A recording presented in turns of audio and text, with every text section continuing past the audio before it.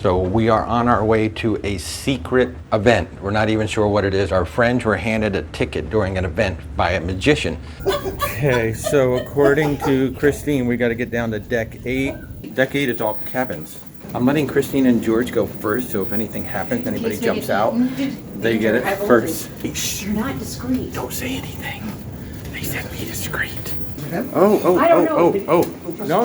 Just go. Because if anything happens, it'll happen to you, and we'll just stay way back. We'll let your family know what happened.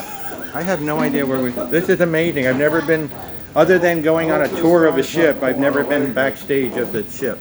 And the secret show is not only secret, but it's not even in the main ship. Coming in. That was the most bizarre thing. We just kind of walked through the ship. Please take them. Other than a ship tour.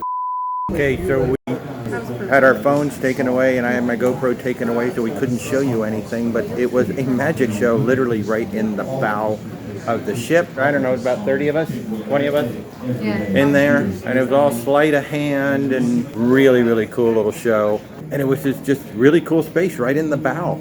That was kind of like half unfinished, kind of very urban looking. So thank you, George and Christine, for getting those passes. That's awesome.